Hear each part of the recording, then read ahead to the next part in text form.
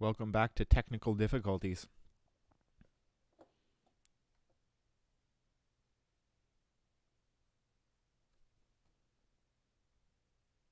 I'm just waiting to. Okay. Perfect. Okay, awesome.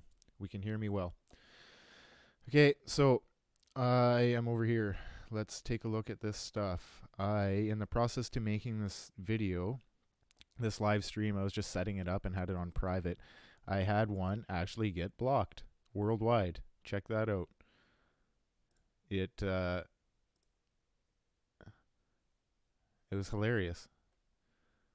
So, I will go through this. I'm not gonna claim I could because I didn't do anything. Well, no, actually, I wasn't using it within fair use, so that's honestly fair enough. But I was just kind of setting it up and testing audio and setting my screen up and things. But I had it on private, and it's still on private, and I just thought it was really funny. So I'm not gonna play any clips within fair use until the end anyways. So let's just go through this. I'm on the copyright on YouTube page. I am going to look at dispute things because I just wanted to talk about filing a dispute and this part right here. So let me just go like that. Now, if you have monetization enabled on your video, blah blah blah, we can read this. Will continue to show ads on your video until the entire dispute process has come to a conclusion. Learn about monetization during a content ID dispute. This is it. Monetization during content ID disputes is enabled when both the creator and claimant want to monetize the video. You can dispute an ID claim at any time. If you choose to dispute within the first 5 days of receiving it, we will hold revenue generated on that video from the first day the claim was placed. If you choose to dispute the claim after 5 days of the original claim, we will start holding the revenue on the date the dispute is made. Throughout the dispute process, we will hold revenue separately, and once the dispute is resolved, we'll pay it out to the appropriate party. Okay? So you don't have to be whining and complaining. I mean, I've got 15 subscribers. I get nothing. But to all those big guys that I've heard it a few times, oh, my video gets claimed immediately and I lose all my views right away. You're not.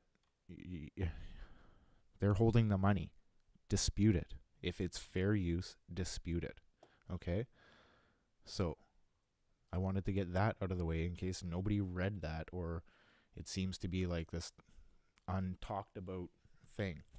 Oh, pardon me. Oh. I'm a father. My son has got a runny nose for the last 2 weeks, so now do I. Okay, so now copy fraud. Here's the next part. This is just Wikipedia. You can. I just wanted to look at false claims, right? So the part that got me is so the prosecution must prove that the act alleged was committed within fraudulent intent. So if somebody makes a false copyright claim against you, if you take it to court, you have to prove that, okay? Each violation is punishable by a fine of up to $2,500, which is obviously nothing. No company has ever been prosecuted for violating this law. So that's why they're doing it. even if they got charged, like the fine is $2,500, who's going to actually take them to court to start with for $2,500? Second of all, no company has ever been prosecuted for violating this law. Let's see what's 6. The public domain. It's from a book, I guess. Stephen Fishman, the public domain is where this is quoted. Yeah, so that's why they're doing it.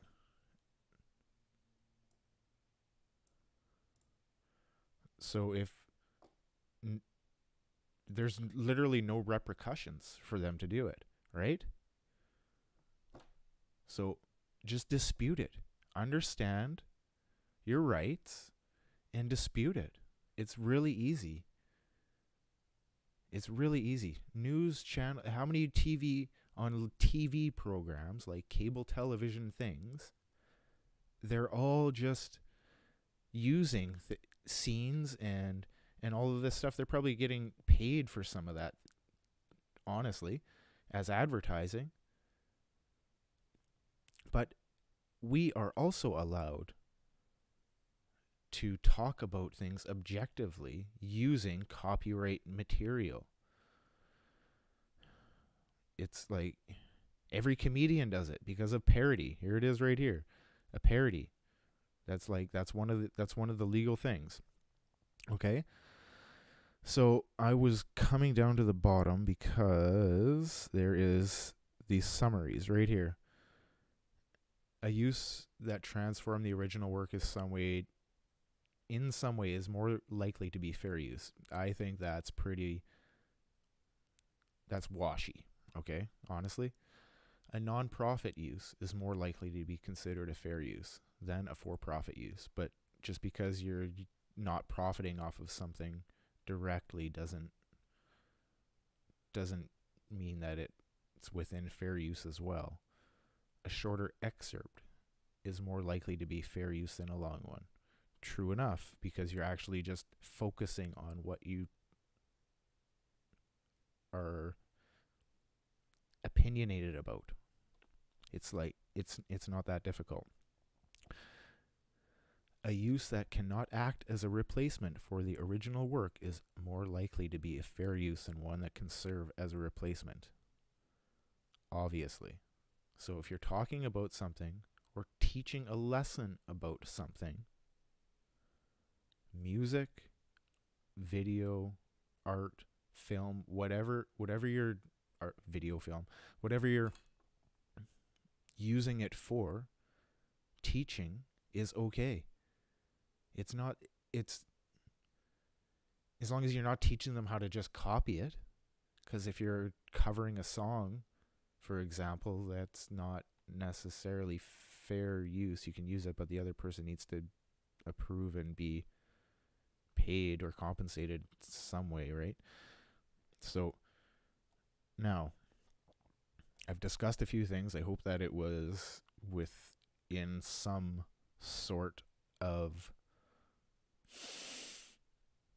understandable timeline, because sometimes I bounce around. Okay? But nonetheless, I'm going to talk about the most claimed thing right now on the planet. For all I know, they've claimed it just because I had it written in that other little screen of me being blocked from it.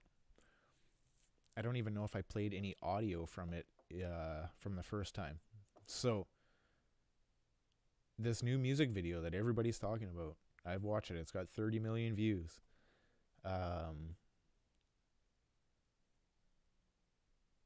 I had to watch a video talking about a translation and a German's opinion kind of about it. So I've watched it once. To me, there's a couple things that are just like, I don't understand the artistic representation of like the light beam, I suppose.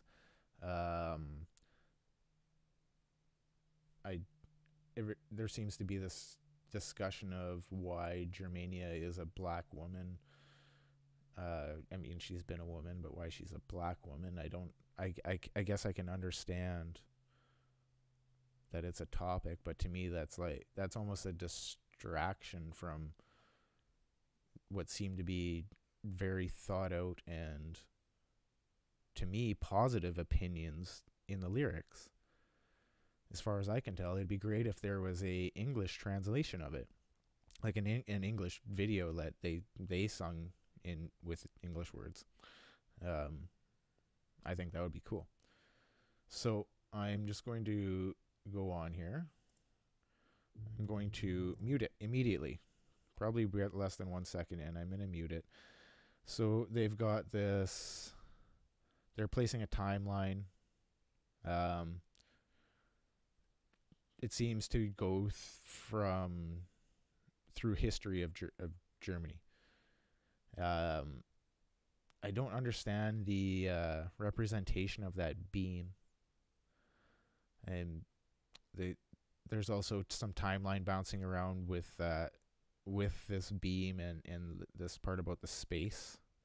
They do a really cool job just building up.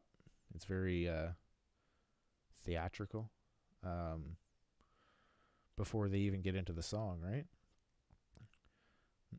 There's obviously hints at Nazi Germany.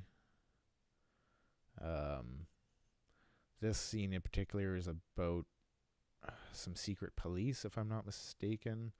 So there's some things that I don't really understand, but in general, what I like is the echoing, the musical echoing, right? So I got to get to a part where they are echoing themselves. I remember the one scene in the car.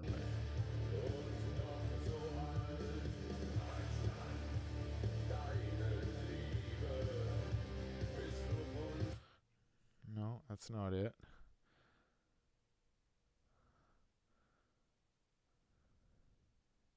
I mean, it sounds like Rammstein. It's great. I like the music.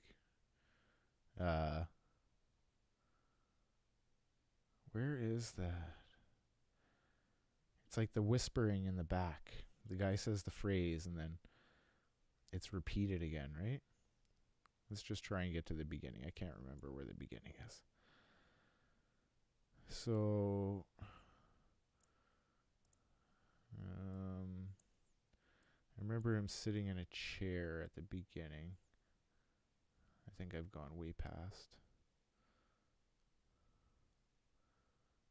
I can't remember. Like I said, I've only watched it once, so maybe this is it.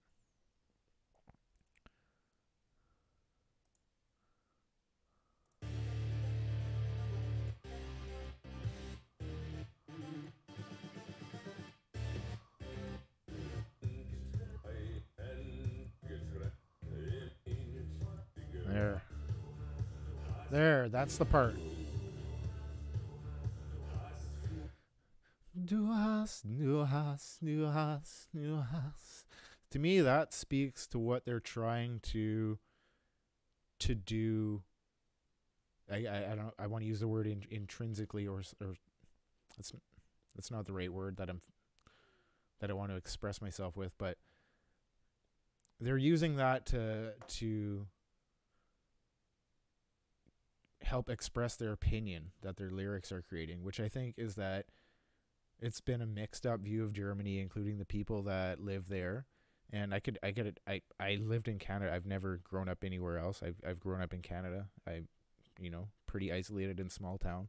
The internet's a beautiful thing for someone with, the want and the need to learn different things.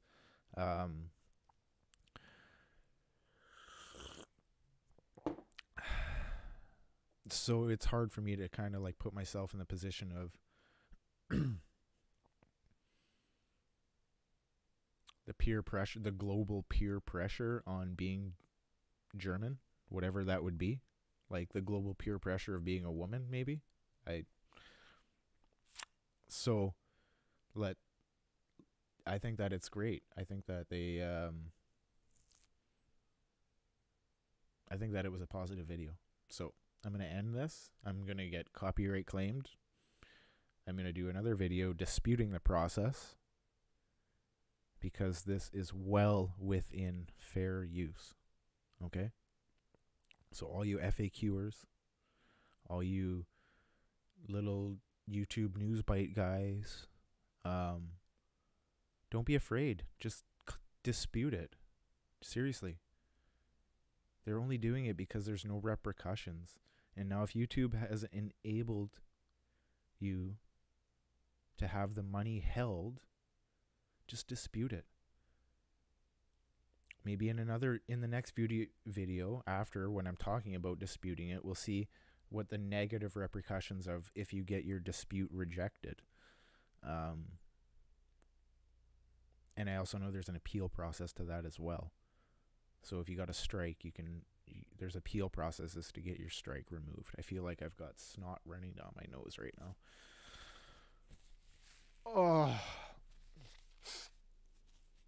Oh, okay. Happy videoing.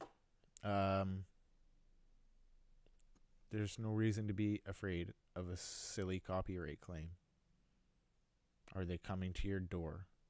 Like, it's just absolutely ridiculous. I guess they're gonna block the video, like that's what they did to mine, so maybe nobody can even watch it.